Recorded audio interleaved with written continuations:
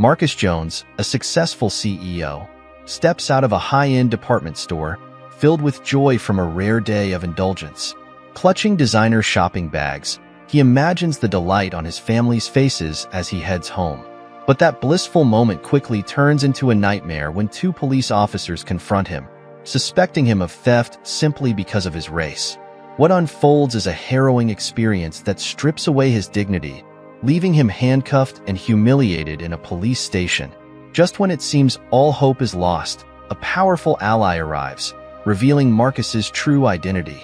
While he regains his freedom, the emotional scars from the incident linger, highlighting a painful truth about racial injustice in society. If you are not subscribed, I recommend you subscribe and activate the bell so you don't miss any videos. Marcus Jones stepped out of the high-end department store, the crisp afternoon air greeting him as he emerged into the bustling city street. In his hand, he carried a series of elegantly branded shopping bags, each one a testament to his hard work and success. His attire was a perfect reflection of his taste. A custom-tailored suit that combined simplicity with sophistication, exuding a quiet confidence and an understated wealth that seemed to seamlessly blend with the luxurious surroundings. Today was a rare occasion for Marcus. Normally, he was deeply entrenched in the fast-paced world of his booming technology firm, overseeing groundbreaking projects and managing a dedicated team. After months of relentless effort, he had decided to treat himself, purchasing thoughtful gifts for his family. The weight of the bags felt reassuringly heavy in his hands, a stark contrast to the lightness of his heart, a well-earned indulgence after the long hours he had devoted to his career. As he walked down the bustling sidewalk, surrounded by the chatter of pedestrians and the distant hum of city life, Marcus's mind began to wander to thoughts of his wife and children. He envisioned the joy on their faces when they unwrapped their gifts, imagining his wife's delighted laughter and his children's wide-eyed excitement. However, as his focus shifted back to the vibrant street scene, an unsettling sensation crept over him, a feeling he hadn't experienced in years. It was an inexplicable awareness, a nagging feeling that someone was watching him. Initially, he dismissed it. This was an affluent part of the city, where wealth was a common sight, and he was just another well-dressed patron. Surely, he blended in with the luxury cars that lined the streets, the chatter of well-heeled shoppers, and the storefronts showcasing the latest high-end fashion. Yet, despite the opulence around him, the prickling sensation of unseen eyes remained, quickening his pulse and casting a shadow over his otherwise pleasant day. Suddenly, the authoritative voice of a police officer cut through the ambient noise of the city. "Hey you, hold it right there." Marcus froze in place, confusion washing over him. Was someone behind him?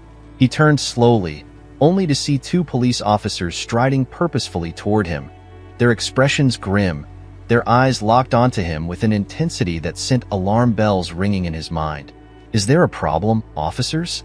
Marcus inquired, striving to keep his voice steady despite the tight knot of anxiety forming in his stomach.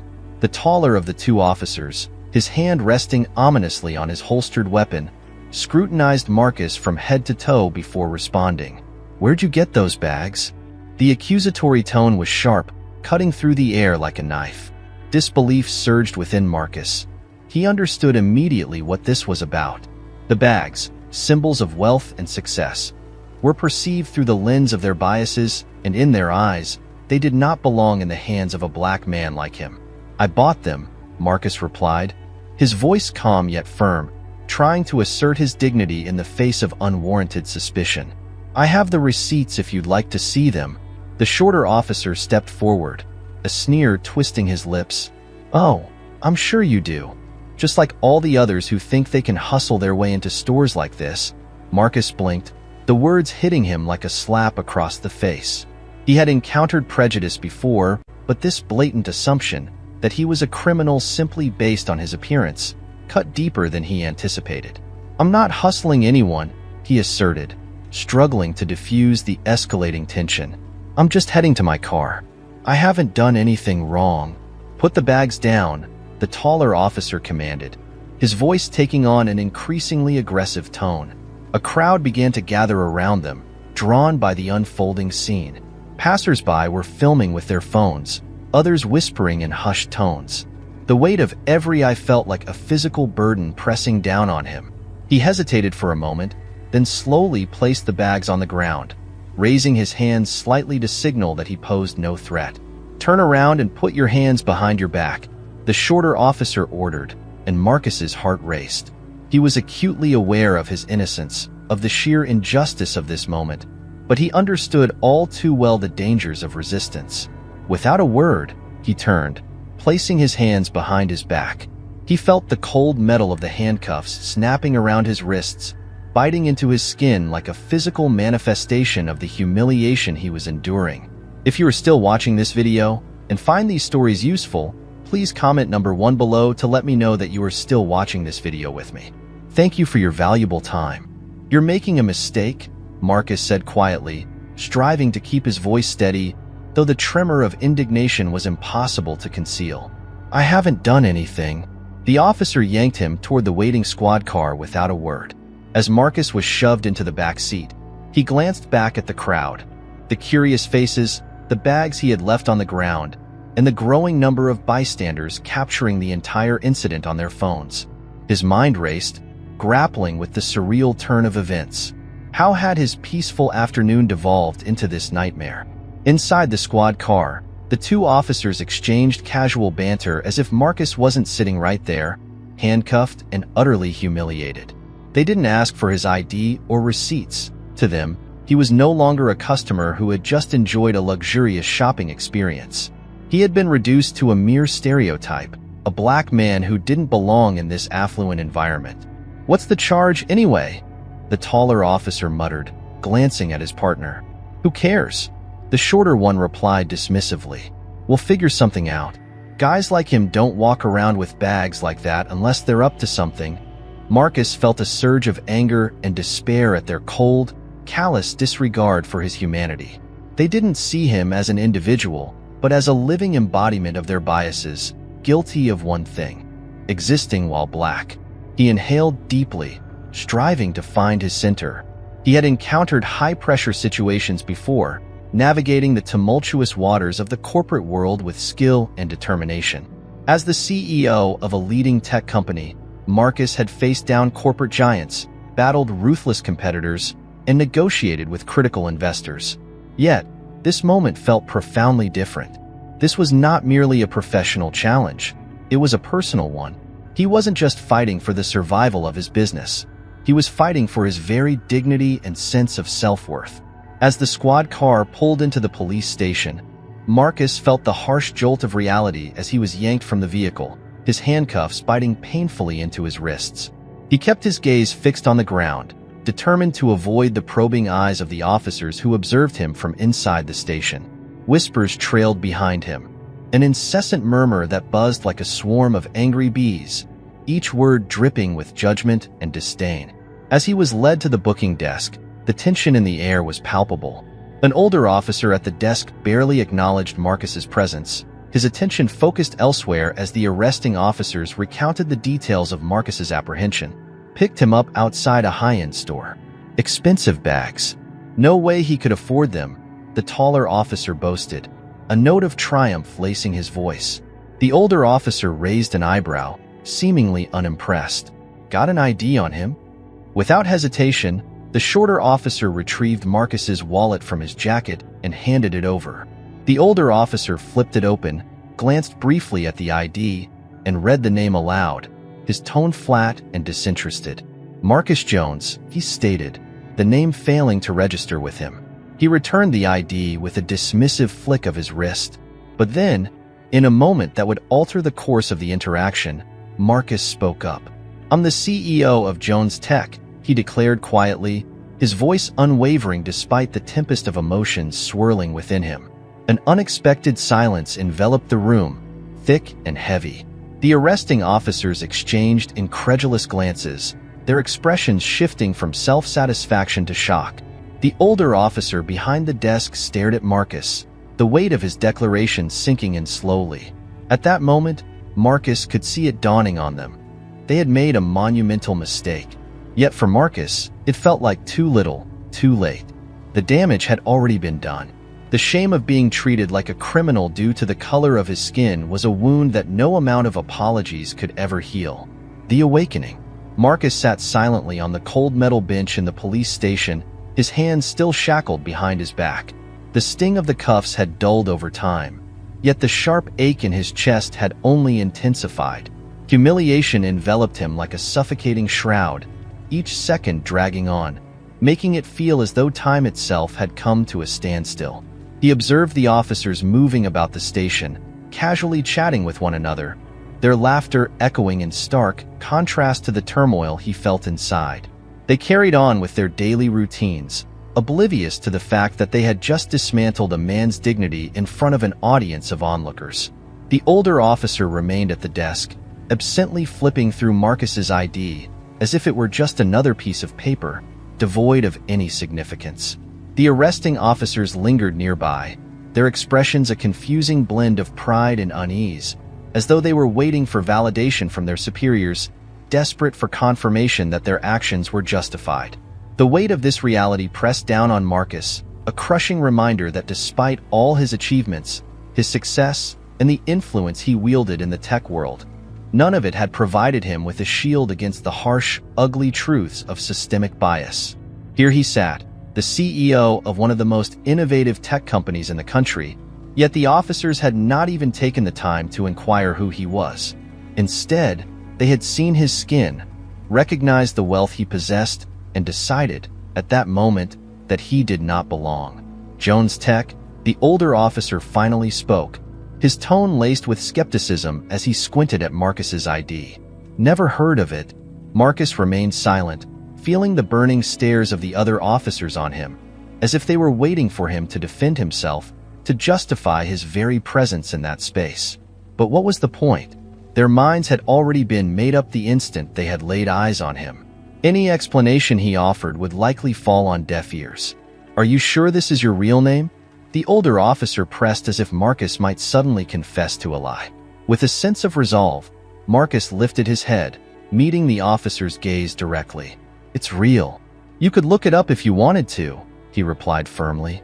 The officer behind the desk feigned interest as he began typing something into his computer, but it was clear he lacked any urgency to clear Marcus's name. Why should he? The system was not designed to work in favor of men like Marcus. As he sat there in silence, Marcus's thoughts began to drift. He reflected on the arduous journey that had brought him to this point. Growing up in a working-class neighborhood, he had always been taught that success was the great equalizer. If one worked hard enough and achieved greatness, they would command respect. Yet, in that moment, handcuffed and subjected to this indignity, he came to a stark realization. That belief had been naive. This wasn't the first time he had been made to feel less than. Throughout his life, there had been countless instances where his skin had spoken for him long before he had a chance to utter a word. He recalled the teachers who had underestimated him in school, the landlords who hesitated to rent to him, the bank clerks who took an eternity to process his mortgage application, all reflections of a society that often judged him by the color of his skin rather than his capabilities. But he had always managed to push through, steadfast in his belief that his hard work and determination would eventually liberate him from such demeaning encounters. He had been wrong. His thoughts were abruptly interrupted by the sound of footsteps approaching rapidly. Marcus looked up and saw a sharply dressed man in a tailored navy suit striding purposefully toward him. A wave of relief washed over Marcus as he instantly recognized the man. Michael Davis, the attorney for his company, known for his calm demeanor and unwavering poise. But today, Davis's usually composed expression was marred by a barely concealed anger that flickered in his eyes. If you are still watching this video and find these stories useful, please comment number 2 below to let me know that you are still watching this video with me. Thank you for your valuable time. Mr. Jones, Davis said, his voice tight but maintaining a level of respect. As he reached Marcus, he shot a piercing look at the officers before shifting his full attention to Marcus. "Are you okay?" Marcus nodded, forcing the words out. "I'm fine," he replied, though the strain in his voice betrayed the inner turmoil he felt.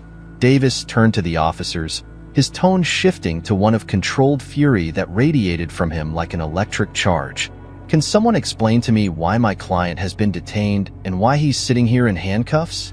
The taller officer stepped forward, his chest puffed out slightly as he attempted to assert dominance over the situation. We apprehended him outside a luxury store, carrying multiple high-end items. We had reason to believe. Reason to believe what exactly? Davis interrupted sharply, his voice slicing through the air. That a successful black man can't shop in an upscale part of town without being a criminal? The officer stiffened at the accusation, but before he could muster a response, Davis pressed on, his voice rising in indignation. Let me make this crystal clear. Marcus Jones is not just any average citizen. He is the CEO of one of the most influential tech companies in the world. He's responsible for employing hundreds, if not thousands, of people. You have not only detained him unlawfully, but you've also humiliated him in public without any probable cause. This is going to have serious consequences. The weight of Davis's words hung in the air like a storm cloud, casting an oppressive shadow over the officers. For the first time, Marcus noticed their confidence beginning to waver. The casual arrogance that had pervaded the room just moments ago was rapidly dissipating, replaced by something closer to fear. They hadn't expected this. They hadn't anticipated that Marcus would wield power, nor did they realize he had someone ready to fight for him. The shorter officer, the one who had sneered while cuffing Marcus with such aggression, shifted uncomfortably on his feet, a telltale sign of his unease. "We were just doing our job," he muttered, though the conviction behind his words had vanished entirely. "Your job is to protect and serve," Davis snapped, his voice rising in intensity, not to profile, not to make baseless assumptions based on race, and certainly not to treat someone like a criminal without any evidence. This isn't just racial profiling. This is a blatant violation of civil rights, and I assure you it will not go unnoticed. The older officer at the desk glanced back and forth between Davis and Marcus, his expression unreadable as if he were weighing the gravity of the situation. Finally, with a heavy sigh, he gestured to one of the arresting officers. "Take off the cuffs." The officer hesitated, the tension palpable in the room, but under the weight of Davis's unwavering glare, he reluctantly stepped forward and unlocked the handcuffs from Marcus's wrists. The metal clanged against the floor, a harsh sound that underscored the injustice he had just experienced. Marcus rubbed his sore wrists, the lingering pain serving as a bitter reminder of what had just transpired. "You'll be hearing from us," Davis said coldly, fixing each of the officers with a hard, unyielding stare. "And you can bet this isn't going to end quietly." Marcus stood up, feeling a tumultuous mix of relief and anger flooding his system. He had regained his freedom, but something within him had irrevocably shifted. The old belief that success could serve as a shield against the harsh realities of racism had been shattered. The wound was deeper now, more profound than he had ever imagined. This wasn't just about him anymore. It was about all the others who lacked the means to fight back, those who were wrongfully detained, humiliated, and treated as less than human daily. As he followed Davis out of the station, Marcus glanced back one final time at the officers. They stood there, shifting uncomfortably in their places, the realization of their grave mistake slowly dawning on them. But for Marcus, the damage had been done. The humiliation, the shame. It lingered in the air like a heavy fog, a weight he would carry with him long after he walked out those doors. The sky outside had darkened ominously, and as Marcus inhaled the cool evening air, a resolute thought crossed his mind. Things had to change, not just for him, but for everyone who had ever been unjustly targeted and stripped of their dignity. And perhaps, just perhaps, this moment, a moment steeped in pain and humiliation, could catalyze something far more significant than he could ever imagine. However, that was a contemplation best left for another day. Right now, what mattered most to Marcus was the urgent need to return home, to see his family, to hold them close, and to remind himself of the very reasons he had fought so hard in the first place. The firestorm of justice awaited him. The following morning, Marcus was jolted awake by the persistent buzz of his phone, vibrating incessantly on the nightstand. The harsh glow of the screen cut through the dimness of the room, illuminating the otherwise tranquil space. He squinted at the display, his heart racing as he took in the sight of dozens of missed calls, an avalanche of text messages, and a flurry of email notifications flooding his device. Something monumental was unfolding. Beside him lay Rachel, his wife, still fast asleep. The gentle rise and fall of her chest provided a soothing rhythm amid the chaos that loomed beyond their bedroom door. Marcus, careful not to disturb her, quietly slipped out of bed and made his way to his home office down the hall. Once seated at his desk, he unlocked his phone, bracing himself for the onslaught of reality that was about to hit him like a tidal wave. The top news story splashed across every major outlet sent his stomach plummeting. Tech CEO Marcus Jones wrongfully arrested in racial profiling incident. Public outrage grows. Marcus stared, horrified, at the glaring headline. The video, captured by one of the many bystanders during his arrest, had gone viral overnight. Footage depicting him being handcuffed, the officer's aggressive demeanor, and his calm yet desperate pleas for understanding were now plastered across every news network and social media platform. He scrolled through the comments on the articles and posts, his heart sinking further with each passing second. Some people voiced shock and outrage at the blatant racial profiling he had endured, while others, fewer but still present, attempted to justify the officer's actions, claiming they were simply fulfilling their duties. The anger and division in the responses only intensified Marcus's growing sense of unease. Just then, his phone rang again, pulling him from his thoughts. It was Michael Davis, his attorney. "Morning, Marcus," Davis greeted, his voice steady yet laced with urgency. "I assume you've seen the news by now." "Yeah, I've seen it," Marcus replied, rubbing his temples to stave off the headache forming at the base of his skull. "This is overwhelming. I didn't anticipate it would blow up like this. Well, we knew it would draw attention, but the speed at which this has spread is astonishing," Davis continued, his tone grave. "Everyone is talking about it. Civil rights groups, activists, even politicians. Calls for action are echoing everywhere. The public's outrage is palpable." Marcus leaned back in his chair, staring out the window at the city skyline in the distance, a stark reminder of the world he had dedicated his life to building. He had spent years breaking through barriers, proving himself, and earning the respect of his peers as one of the leading entrepreneurs in the country. Yet here he was, not for his achievements, but for the injustice he had suffered solely because of the color of his skin. "This is bigger than me, isn't it?" he murmured, almost to himself. "It is," Davis confirmed. "This situation has transcended your individual experience. It's now a reflection of the systemic issues that people have been fighting against for decades. The video of your arrest is becoming a rallying cry for racial justice. There are calls for police reform and accountability. This is an opportunity for change, Marcus. But at what cost?" Marcus whispered, a mixture of awe and dread creeping into his voice. "This is my life they're discussing." "That's true," Davis acknowledged, "but think about how many lives this could impact. Your story has the power to amplify the voices of countless others who have faced similar injustices." He paused, letting the weight of his words sink in. "This could be the catalyst for real change, not just for you, but for everyone who has ever been treated unfairly. We need to take control of the narrative, to showcase the truth to the world." Taking a deep breath, Marcus felt the gravity of Davis's words settling heavily over him. He faced a choice: retreat into the shadows and allow the world to define him by this moment of humiliation, or step into the light, using his voice and platform to advocate for those who lacked the means to do so. "I want to speak out," Marcus declared, determination surging through him like electricity. "I want to seize this moment to advocate for change. For those who can't." Davis's tone shifted, becoming more supportive and encouraging. "I'll help you craft a statement. We can organize a press conference, get your story out there, and address the urgent need for reform. Your platform can illuminate these critical issues." As they discussed the details, a newfound clarity began to emerge from the chaos swirling around him. This was his opportunity to transform his pain into purpose, to channel his experience into something greater than himself. He could be more than just a victim.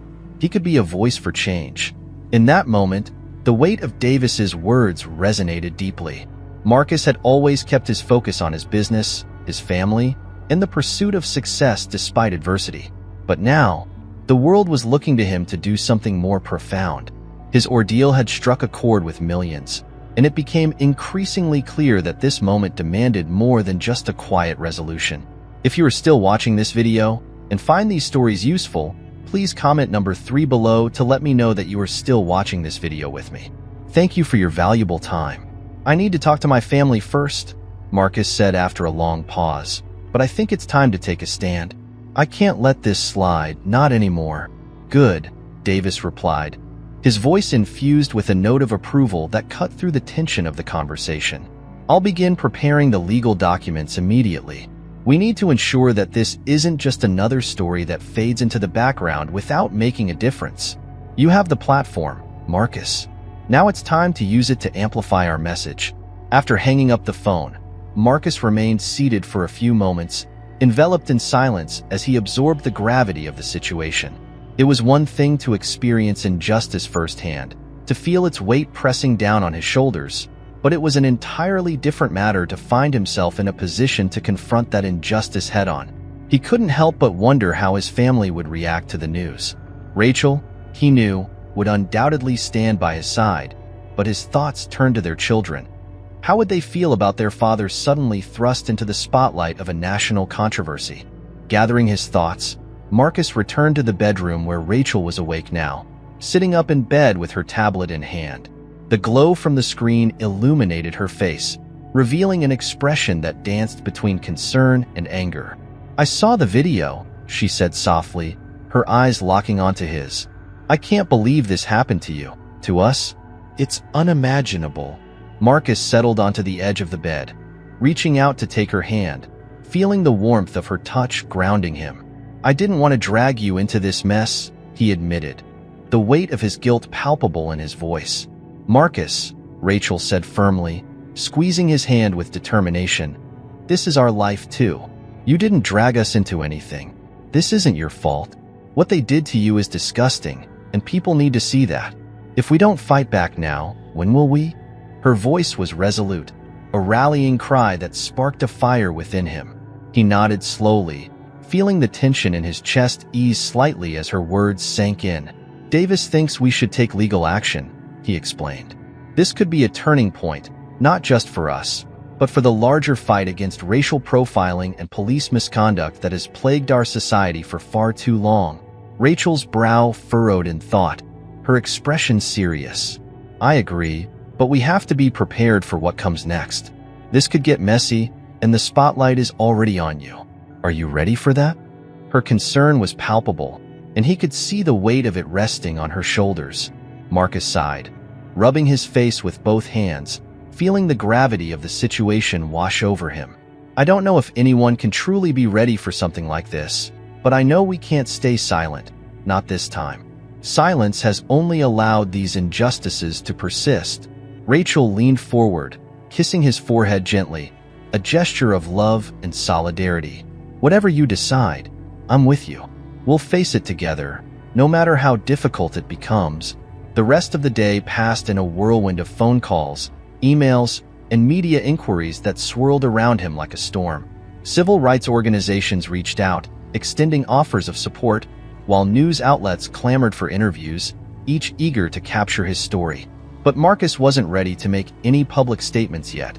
He needed to plan his next steps with utmost care and consideration. That evening, as he sat in the living room surrounded by his family, a profound realization struck him. He wasn't just a victim of a wrongful arrest.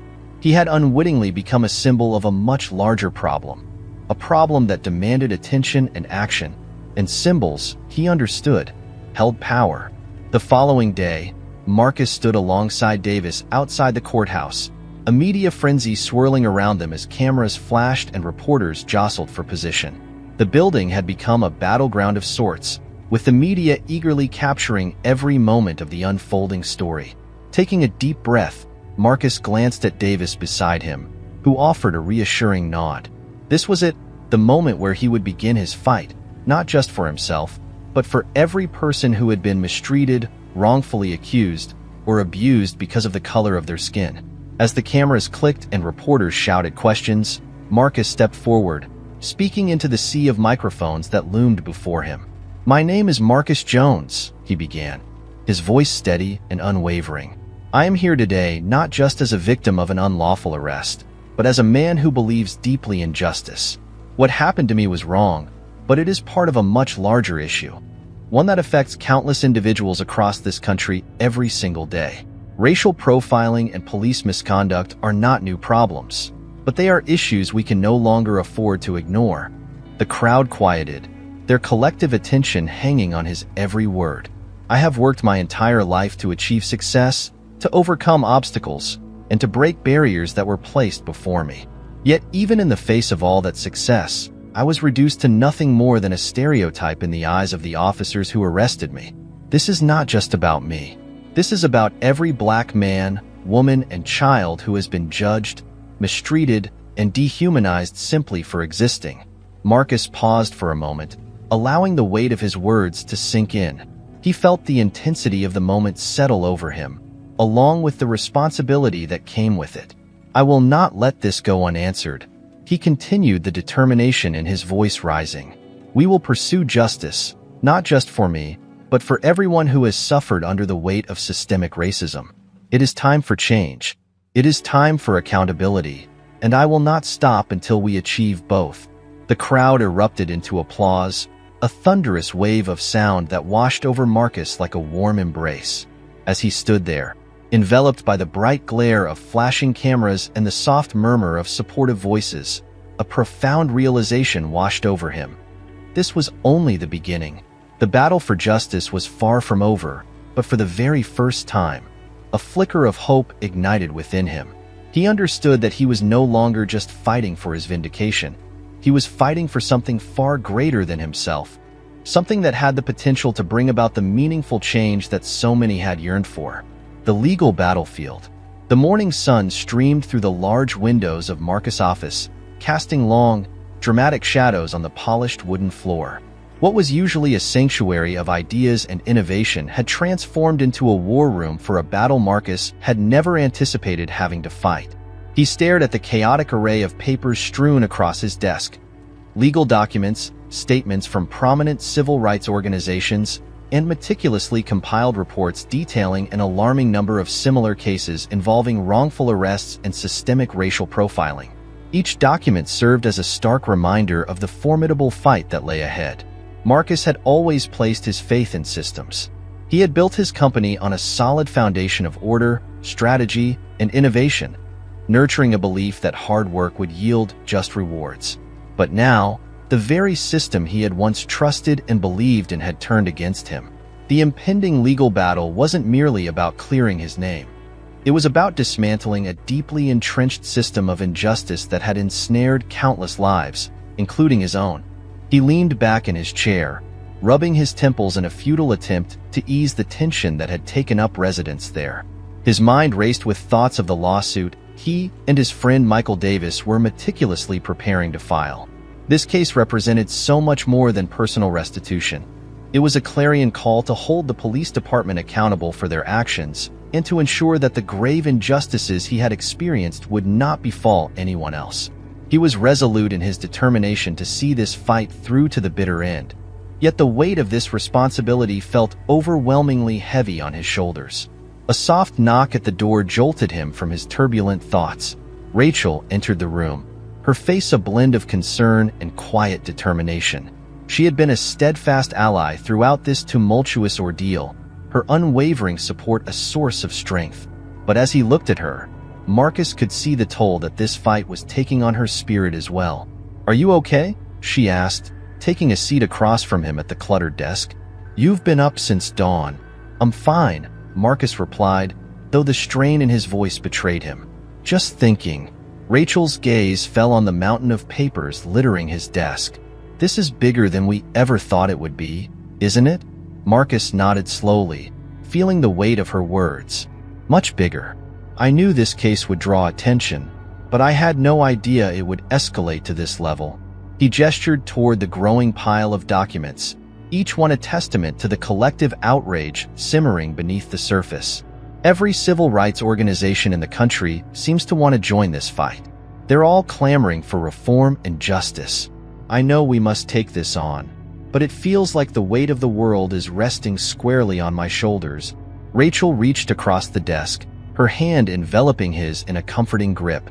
"You're not in this alone, Marcus. You've always fought for what's right, and this is no different.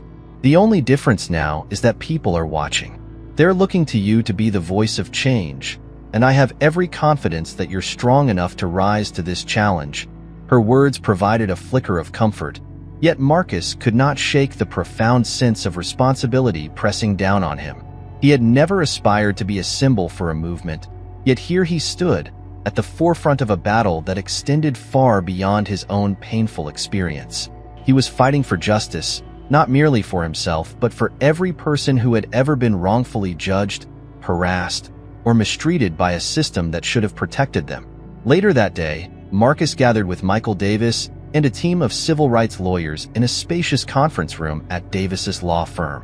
The energy in the room was electric, every participant acutely aware that this case had the potential to set a significant precedent for future legal battles against police misconduct and racial profiling.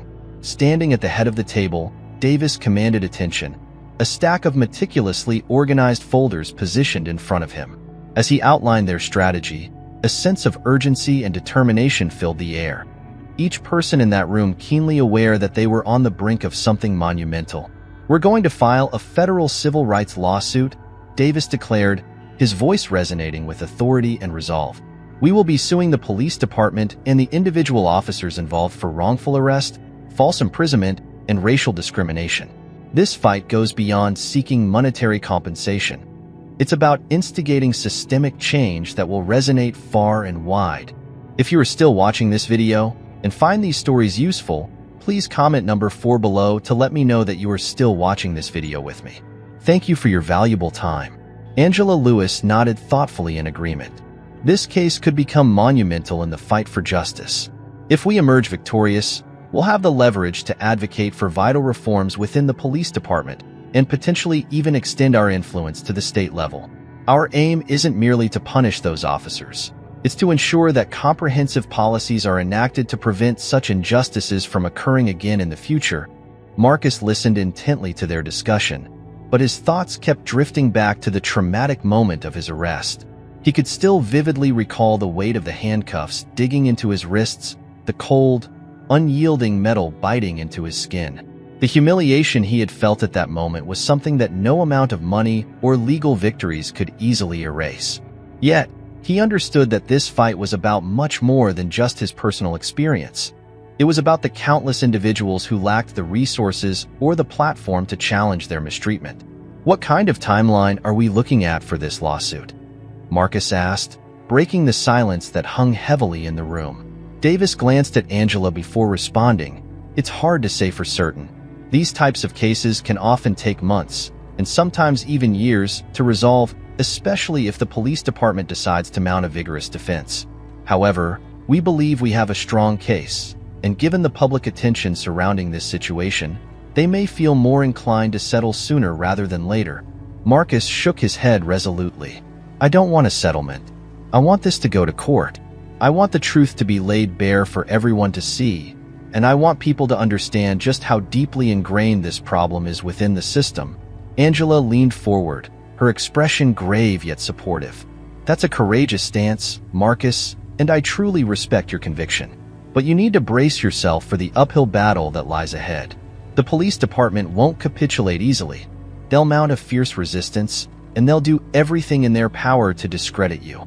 They'll scour your past, scrutinize your business dealings, anything they can uncover to undermine your credibility. Are you prepared for that kind of scrutiny?"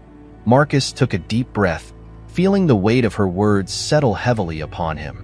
He had nothing to hide, but he was acutely aware of how brutal these legal battles could become. His family would be put under a microscope, and his reputation would be on the line.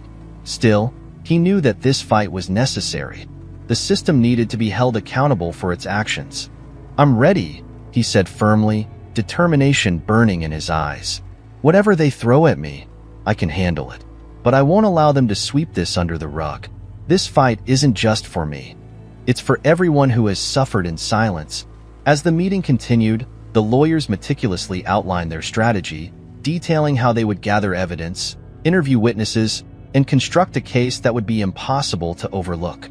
Marcus listened intently, his resolve strengthening with each passing moment.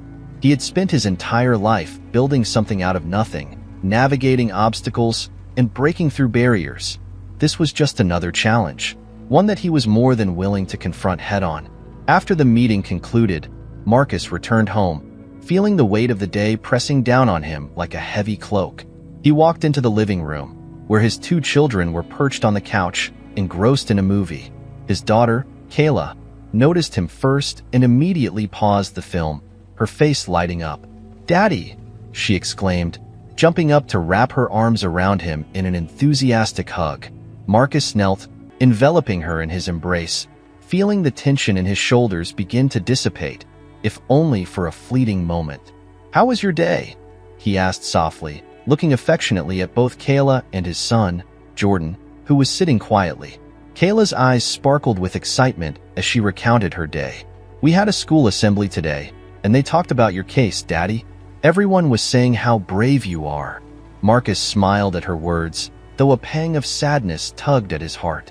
He had wanted to shield his children from the harsh realities of what he was enduring, but now there was no escaping it. They were woven into this narrative too, whether he liked it or not. Jordan, the quieter of the two, looked up at him from the couch, his expression earnest and concerned. "Are you going to win, Dad?" he asked, his voice small yet filled with hope. Marcus stood up straight, meeting his son's gaze with a mixture of pride and sorrow. "I don't know, Jordan," he replied honestly, his voice steady, "but I'm going to fight as hard as I can." Jordan nodded solemnly, clearly absorbing his father's words. "I know you will," he said with quiet confidence. As Marcus settled down with his family that evening, he realized that this battle was not solely for the public or the broader justice movement. It was fundamentally for his children. It was for their future, a future where they would not have to live in fear of being judged or mistreated because of the color of their skin. The fight that lay ahead would undoubtedly be long and arduous, but Marcus understood that he had no choice but to see it through to the end. He had been granted a platform, a voice, and with that came an immense responsibility. The system had wronged him, but now he possessed the power to catalyze change. He wouldn't rest until justice was served, not just for himself, but for everyone who had suffered injustices in silence. The courthouse loomed imposingly before Marcus as he stepped out of the car, the structure's stark lines and towering facade casting a long shadow over him. His breath caught somewhere between anxiety and determination, a tumultuous mix that made it hard to steady himself. It had been weeks since he had filed the lawsuit, and now the moment had finally arrived. The first pre-trial hearings were about to begin. The cool morning air clung to his skin like a damp blanket, and despite the briskness of the day, the weight of what lay ahead kept his heart racing, a relentless drumbeat in his chest. Outside the courthouse, a throng of reporters and cameramen had gathered in droves, their eager presence a buzz of energy and expectation. Marcus could hear the muffled clamor of their questions, a cacophony of voices vying for attention, and he could see the sharp flashes of cameras popping off as he approached the steps. By his side walked his lawyer, Michael Davis, a steadying presence amid the chaotic swirl of media, guiding Marcus through the sea of expectant faces and probing eyes. Marcus had always felt comfortable in the spotlight, whether it was launching a new tech product or announcing a pivotal business merger. But this time felt palpably different. This wasn't about accolades or financial success. It was about something far deeper: justice, his justice, and the justice of those who had been silenced, unable to speak up for themselves. As Marcus ascended the courthouse steps, the voices of the reporters grew louder and more insistent, their questions sharp and probing, cutting through the air like knives. "Mr. Jones, how do you feel about the police department denying any wrongdoing? Do you believe this case will change how racial profiling is handled in this city? Are you prepared for a long legal battle?" Marcus kept his eyes forward, maintaining a neutral expression, but inside, his thoughts raced in a frantic whirl. The police department had unsurprisingly denied any form of racial bias in their arrest of him, asserting it was merely a routine stop based on reasonable suspicion derived from the area's demographic and the unusual circumstances they claimed to have witnessed. Their response was predictable, yet infuriating. It was the same tired excuse employed countless times before in cases like his, vague justifications wrapped in procedural language, intended to obscure the blatant racial profiling at the heart of the matter. As the massive doors of the courthouse swung open, Marcus stepped inside, the deafening noise from outside fading into a distant echo. The atmosphere within the courthouse was markedly different, cold, sterile, and unforgiving, its harsh fluorescent lights casting long shadows along the walls. As they walked down the lengthy corridor toward the courtroom, Marcus caught glimpses of people whispering among themselves, some even pointing in his direction. His story had captured the attention of not just the media but also ordinary citizens, invested in what his case represented, a potential chance to hold the system accountable for its actions. Upon entering the courtroom, Marcus and Davis found the police department's legal team already seated on the opposing side. At the center of their assembly was their lead attorney, Robert Harland, a seasoned defense lawyer notorious for his aggressive courtroom tactics. Harland wore a smug smile, radiating an air of confidence as if he believed this case would be nothing more than a minor inconvenience, a blip on the radar of his otherwise successful career. Marcus could feel Harland's calculating gaze upon him, assessing, judging. Yet, Marcus had faced far worse than this. He had navigated boardrooms filled with cutthroat investors who would have relished his failure. He had risen above all that, and he was determined that this time would be no different. As the judge entered the courtroom, the atmosphere shifted and everyone rose to their feet, the weight of the moment settling over the room like a heavy fog.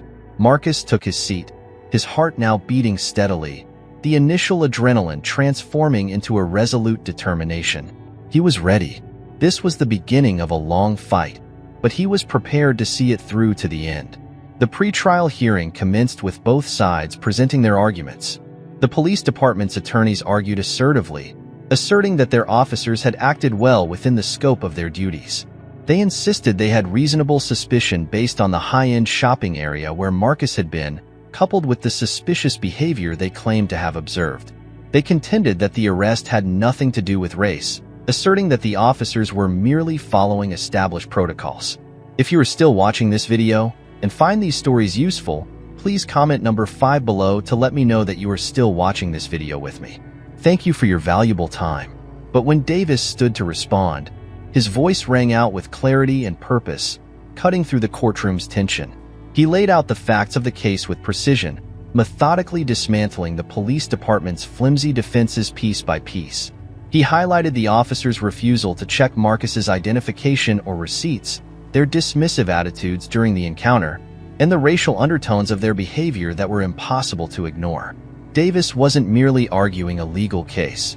He was making a profound moral statement. He pointed out the larger systemic issues at play, illuminating how Marcus had been reduced to a stereotype, profiled and judged solely because of the color of his skin. As Davis spoke, Marcus couldn't help but notice the mood in the courtroom shift. The spectators, the reporters, and even the judge seemed to be listening more intently, the weight of their attention palpable. This wasn't just about legal procedure. It was about the undeniable truth that lay beneath the surface. Once the pre-trial hearing concluded, Marcus and Davis exited the courthouse.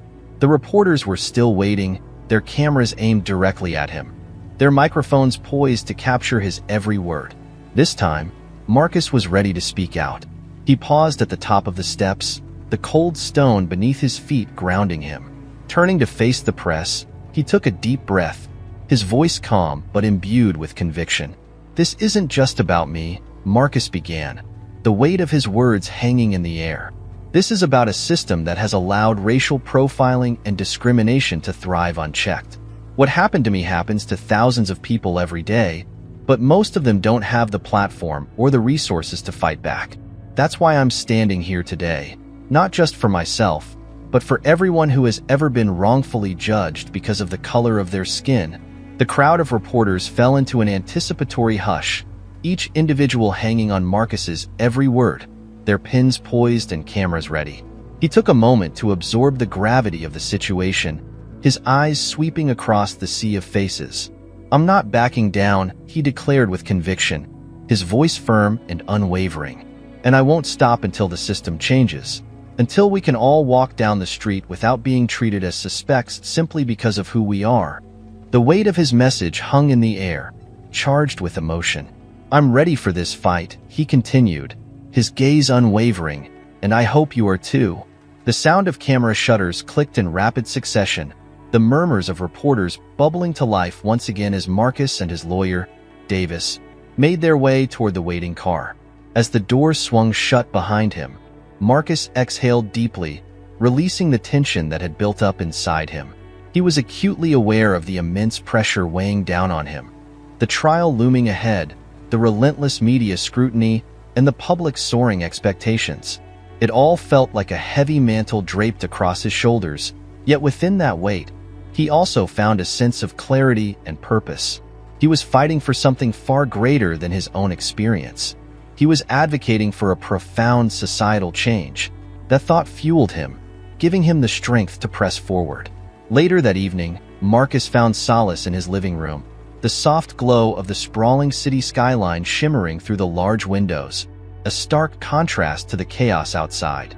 Rachel sat beside him, her presence a comforting anchor amidst the storm. Their children were asleep in the next room, blissfully unaware of the turbulent world their father was navigating. "I saw the news," Rachel said softly, breaking the silence.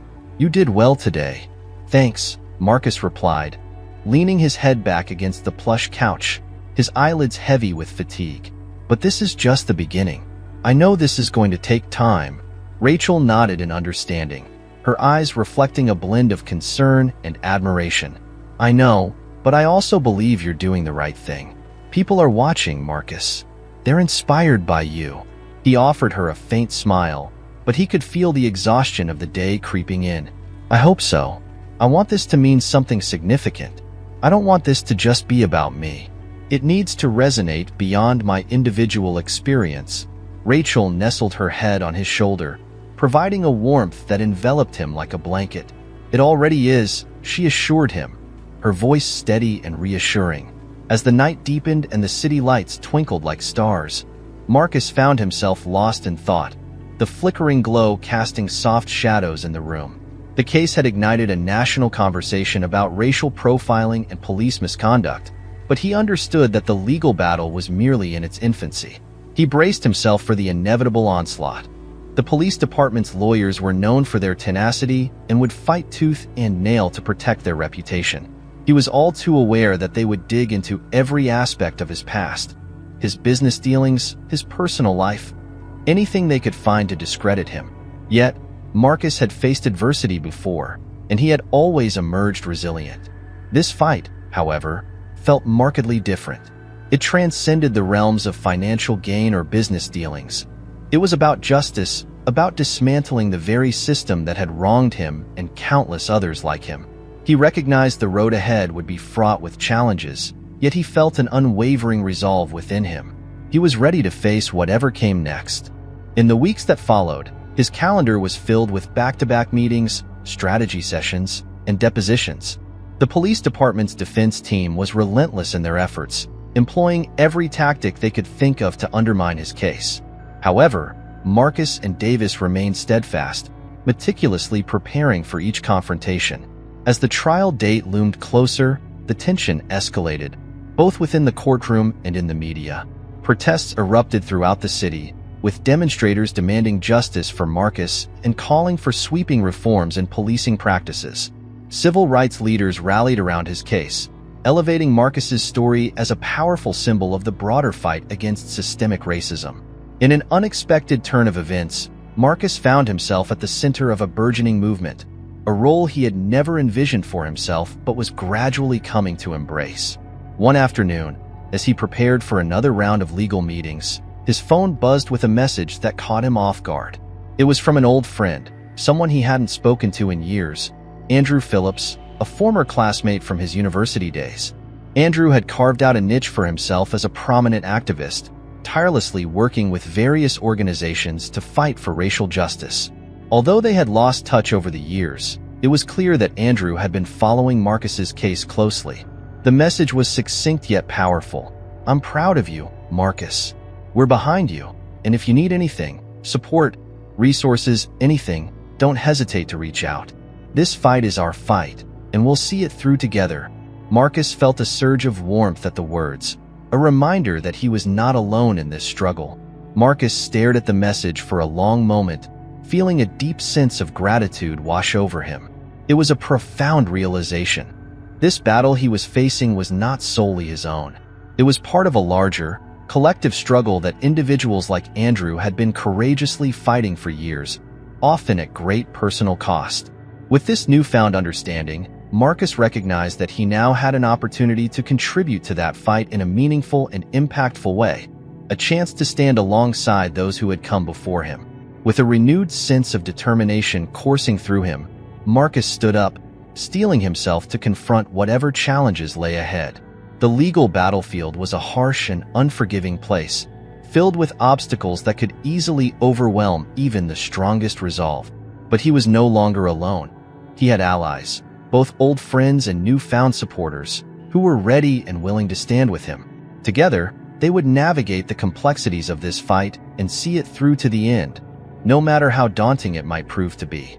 The weight of the verdict loomed large in Marcus's mind, casting a shadow over the entire process. The trial had stretched on for months, each day presenting a new challenge and a new battle, both within the courtroom walls and beyond them. While Marcus had anticipated a grueling fight against the legal system, he had not fully prepared for the emotional toll it would take on him and his family. Every day seemed to bring a new wave of media scrutiny, protests, and the ever-present tension that came with being in the spotlight. He had been ready for the legal obstacles that lay ahead, but the exhaustion of constantly being under the microscope, feeling the pressure from every angle, was something he had never fully grasped. As he stood outside the courthouse on the final day of the trial, the weight of everything that had transpired pressed down on him like an ominous storm cloud. The air was thick with anticipation and anxiety. Media personnel, activists, and supporters had gathered in such overwhelming numbers that it felt nearly impossible to move through the throng of bodies. The protests demanding justice had swelled to such a size that entire city blocks had been shut down, creating a palpable energy that resonated in the air. This was more than a legal case. It had transformed into a powerful symbol of resistance against systemic injustices. It was a fight for dignity and accountability that transcended Marcus as an individual.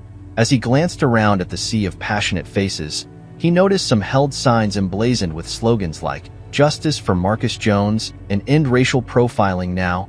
Others chanted powerful slogans demanding police reform, calling out the names of those who had fallen victim to similar injustices. Marcus felt a deep connection with these people, understanding that for many of them, this case wasn't just about him. It was about every individual who had ever faced unjust judgment due to the color of their skin, every person who had endured mistreatment, and every individual who had been silenced by a system designed to protect itself. If you are still watching this video and find these stories useful, please comment number 6 below to let me know that you are still watching this video with me. Thank you for your valuable time. As he stepped inside the courthouse for what might be the final time, Marcus's pulse quickened, and he felt a mix of apprehension and determination. The moment of truth was upon him. The verdict was about to be announced. Walking beside him, Michael Davis exuded a grim determination. They had dedicated themselves to presenting a strong and compelling case, and Marcus placed his trust in Davis completely. Yet, even with all their preparation, a gnawing uncertainty lingered, the fear of the unknown. Would the legal system finally be held accountable, or would it once again find a way, as it often did, to shield itself from responsibility? The courtroom was packed to capacity. Reporters, legal observers, activists, and even politicians had filled the benches, all eager to witness the outcome of this pivotal trial. The tension in the room was palpable, thick enough to slice through the air like a knife. Marcus could feel the weight of everyone's gaze upon him as he took his seat at the front, his heart pounding fiercely in his chest. As the jury filed in, their faces unreadable, Marcus's stomach twisted into knots. He had tried to prepare himself for this moment, but nothing could have truly readied him for what was about to unfold. He had faced numerous challenges throughout his life, competing against business rivals, standing up to industry titans, and overcoming personal adversities. But this was fundamentally different. This case was about more than winning. It was about validation, about ensuring that what had happened to him would not befall anyone else in the future. The judge, a stern figure who had maintained an air of neutrality throughout the trial, cleared his throat and addressed the courtroom with authority. As the jury reached a verdict, the foreperson, a middle-aged woman with a calm yet resolute expression, stood and handed the slip of paper to the judge, the moment that would define not just Marcus's fate, but the broader implications for countless others. When Marcus emerged onto the courthouse steps to face the press, he felt the weight of the moment pressing down on him. "This isn't just about me," he began, his voice steady yet filled with conviction.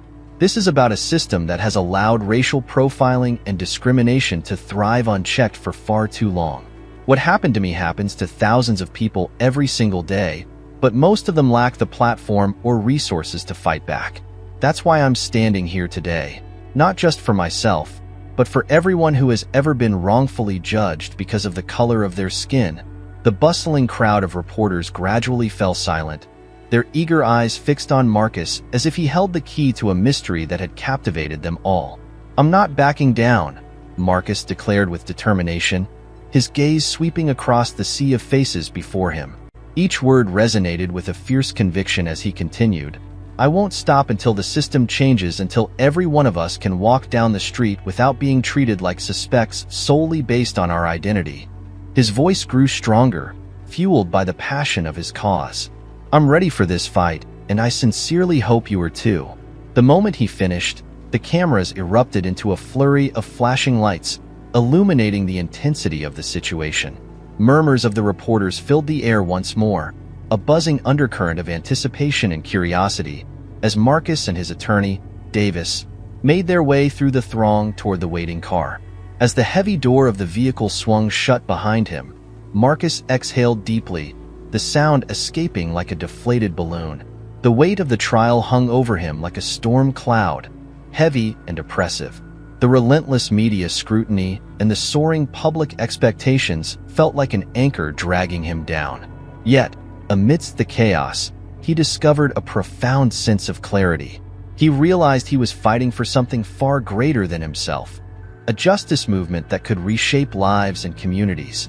This realization ignited a flicker of strength within him, propelling him forward.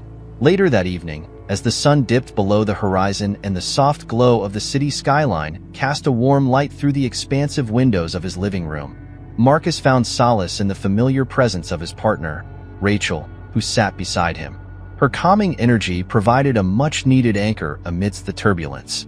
The children, peacefully asleep in their rooms, remained blissfully unaware of the tempest their father was navigating.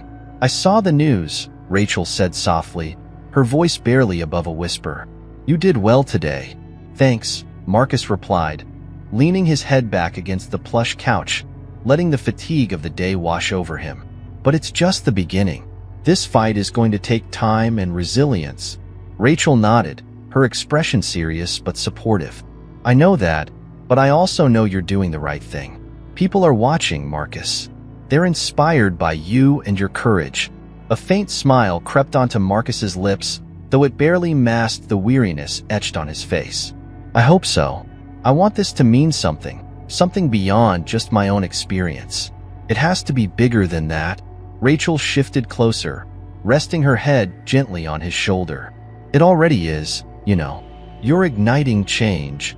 As the night deepened and silence enveloped the room, Marcus found himself lost in thought. The case had sparked a national dialogue about the insidious issues of racial profiling and police misconduct, yet he understood that the legal battle was only just beginning. He was acutely aware that the police department's lawyers would fight tooth and nail to defend their reputation, employing every tactic at their disposal to undermine him. They would scour his past, scrutinize his business dealings, anything to discredit his character. Despite these anticipated challenges, Marcus had faced adversities before and had always emerged stronger. This time, however, the stakes felt different. It was no longer just a personal matter. It transcended his narrative. It was about justice, about dismantling a flawed system that had caused him and countless others immense suffering. He recognized the path ahead would be fraught with obstacles, but he felt resolute and prepared to confront whatever lay ahead. The following weeks unfolded like a grueling marathon, filled with endless meetings, strategic planning sessions, and depositions that tested his resolve. The police department's defense team was relentless, employing aggressive strategies to divert attention and cast doubt on his claims. Yet Marcus and Davis stood firm, unwavering in their commitment to justice and truth. As the trial date drew near, the tension escalated, not only within the courtroom but also in the broader media landscape. Protests erupted throughout the city, with passionate citizens demanding justice for Marcus and advocating for urgent reforms in policing practices. Civil rights leaders rallied around his cause, using Marcus's story as a rallying cry in the broader struggle against systemic racism.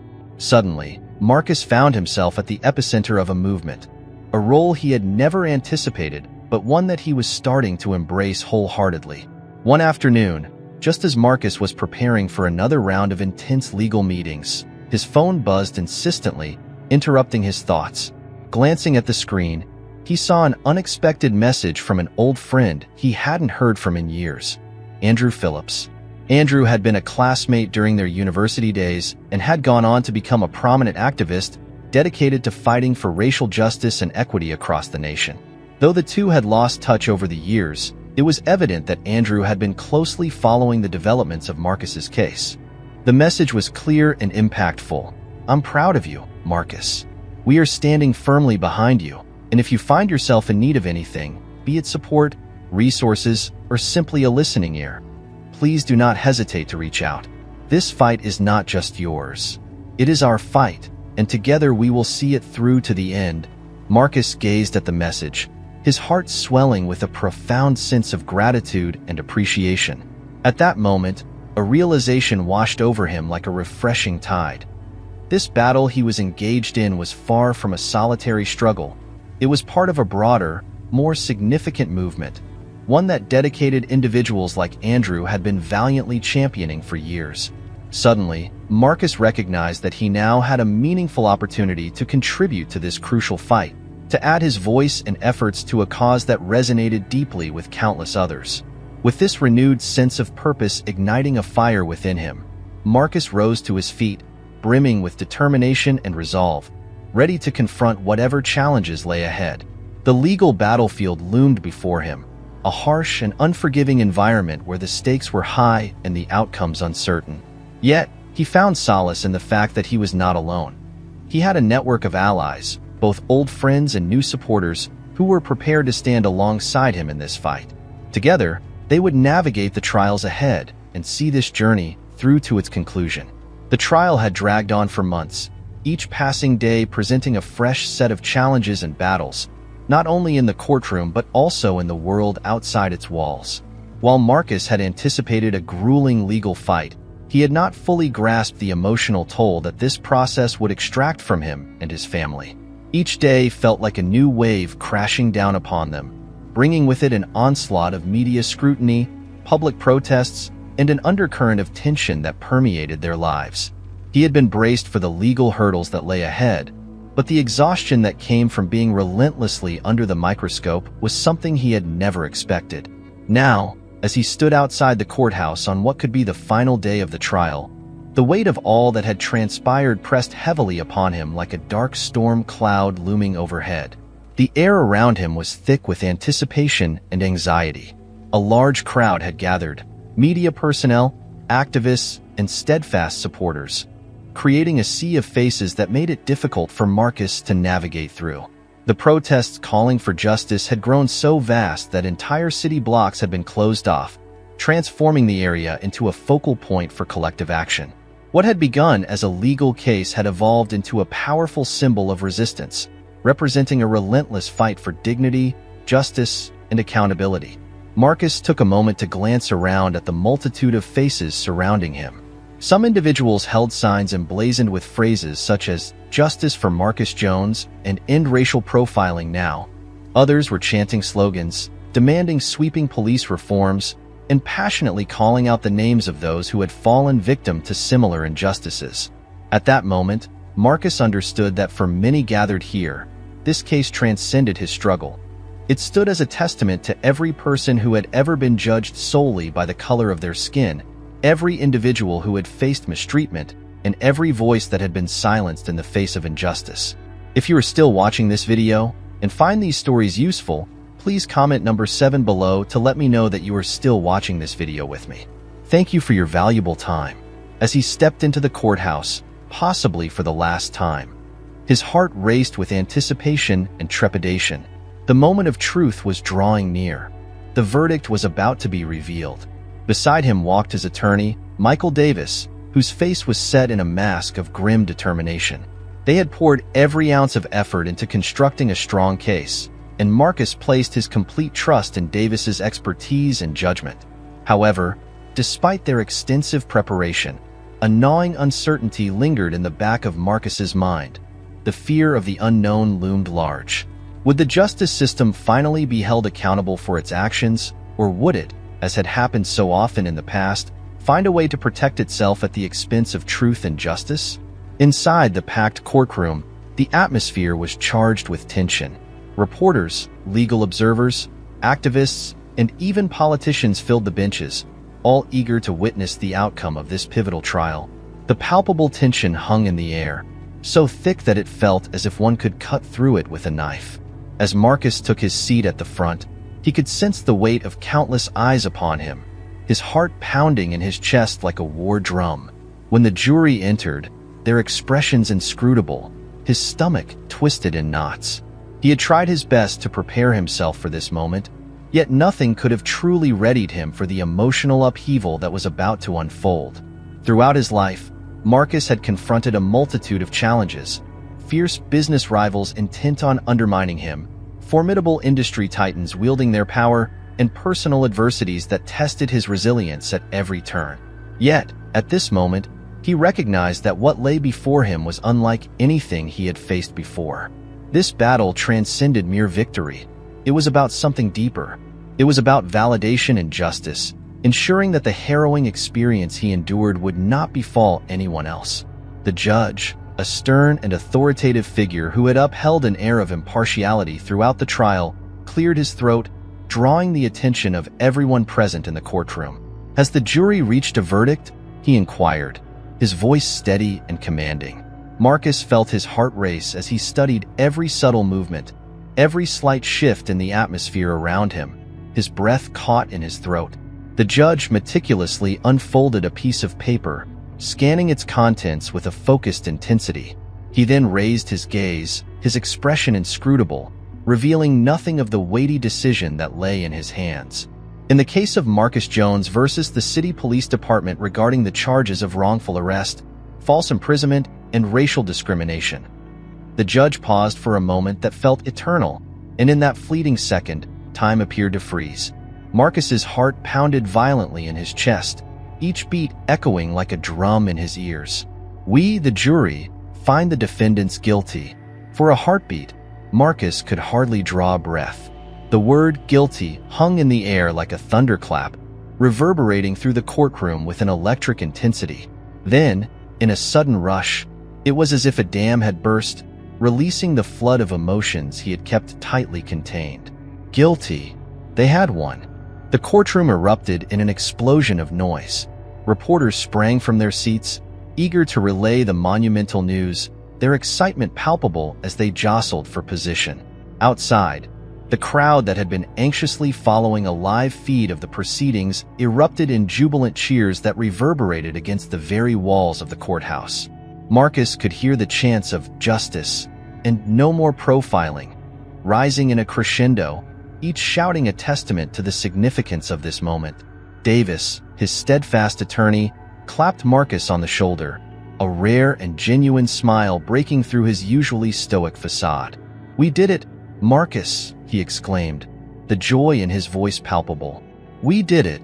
With his legs feeling shaky but his heart brimming with elation, Marcus rose to his feet. He turned to face the crowd in the courtroom, his gaze locking with Rachel's in the front row. Tears shimmered in her eyes, but her expression radiated pride and relief. She had been his unwavering support throughout this arduous ordeal, and now, finally, they could breathe again, together. Yet, Even in this moment of triumph, Marcus was acutely aware that this victory represented only a small fraction of the larger struggle at hand.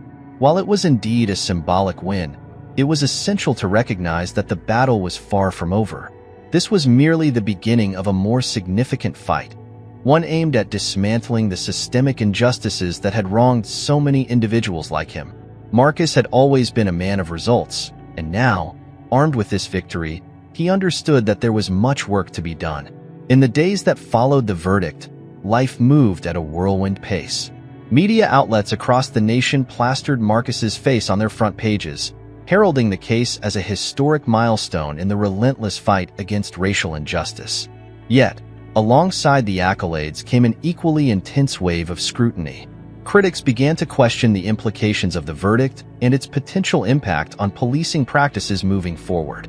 Some hailed it as a beacon of hope, a sign of meaningful change on the horizon, while others dismissed it as a fluke, a singular event destined to fade into obscurity.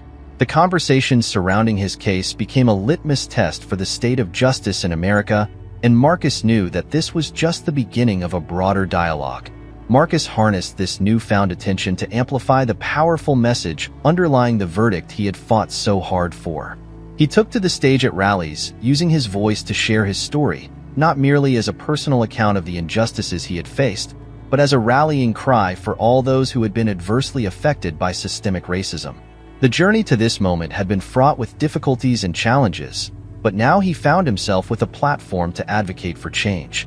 Alongside Andrew Phillips and a dedicated group of activists, they began organizing a series of discussions and community forums centered around education, healing, and the urgent need for reform. As weeks turned into months, Marcus's activism began to gain significant momentum. His narrative resonated with individuals from diverse demographics, shedding light on the harsh realities of racial profiling and police violence that had persisted for far too long. However, along with the overwhelming support he received, backlash inevitably followed. Some members of the police community felt a deep sense of betrayal, perceiving Marcus's rise as an assault on their profession and the integrity of their work. While Marcus understood their pain and perspective, he also recognized the critical necessity for systemic change. Those in power needed to be held accountable for their actions, ensuring that justice was served not just for them, but for everyone affected. If you are still watching this video and find these stories useful, please comment number 8 below to let me know that you are still watching this video with me. Thank you for your valuable time. The ultimate test of this proposed change emerged in the form of a citywide forum on police reform, an event organized collaboratively by local activists and city officials. Marcus received an invitation to speak alongside police chiefs, city council members, and influential community leaders, creating an atmosphere charged with tension and anticipation. The stakes were incredibly high, and it was evident to all that if there was ever a moment to advocate for meaningful change, it was now.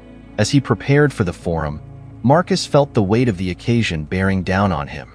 He was no longer merely a businessman or a victim of injustice. He had transformed into a symbol of hope and resilience for many. This realization filled him with both terror and exhilaration. When it was finally his turn to address the audience, he felt the intensity of their collective gaze upon him, a sea of eager faces awaiting his words. Taking a deep breath to steady himself, he approached the podium, ready to deliver his message to the world. "Thank you all for being here today," Marcus began, his voice resonating with a steady strength that commanded attention. "This is not just about what happened to me. It's about the ongoing struggles faced by countless others, people who have been unjustly treated as suspects simply because of the color of their skin. This is a pivotal moment for change, and I want to emphasize that we can no longer afford to turn a blind eye to the issues plaguing our communities." As he spoke, Marcus felt a palpable shift in the energy of the room. He poured his passion into his words, allowing his vulnerability to shine through as he shared not just facts and statistics, but also poignant personal stories of hardship, resilience, and hope. He challenged the police to listen actively, to engage meaningfully with the community, and to take full responsibility for their actions. He urged them to embrace transparency and accountability, reminding them that the badge they wore represented trust and service to the public, rather than mere authority. When he concluded, the audience erupted into thunderous applause, filling the air with a palpable sense of camaraderie and determination. Looking out over the crowd, Marcus felt an overwhelming wave of hope wash over him, igniting the belief that perhaps real change was finally within reach. As he stepped down from the podium, Andrew approached him, a broad grin lighting up his face. "You were amazing, man," he exclaimed, clapping Marcus on the back. "This is just the beginning of something great." As they exited the stage together, Marcus couldn't shake the feeling of pride swelling within him. He had discovered his voice, and he was harnessing it to create ripples of change in a world that so desperately needed it. With the support of his allies, he was committed to continuing the fight for justice, not only for himself, but for everyone who had ever felt powerless in the face of injustice and systemic oppression. The battle was far from over, but with each step he took, Marcus knew he was inching closer to the transformative change he had always dreamed of achieving. Together with his steadfast allies, they would dismantle barriers and deconstruct the systems that perpetuated injustice. In doing so, they would create a legacy of hope and resilience that would inspire generations to come, proving that united, they could confront and overcome even the most entrenched societal issues. As we wrap up this powerful journey today, let's reflect on the important lessons we've explored together. What insights have resonated with you the most? I invite you to share one key takeaway that you plan to apply in your own life in the comments below. Your thoughts and experiences matter, and they can inspire others in our community. If you found value in this video, please leave your comment below, and don't forget to like, share, and subscribe to our YouTube channel. Together, we can continue to spread awareness and spark meaningful conversations. Thank you for joining us today, and we'll see you in the next video.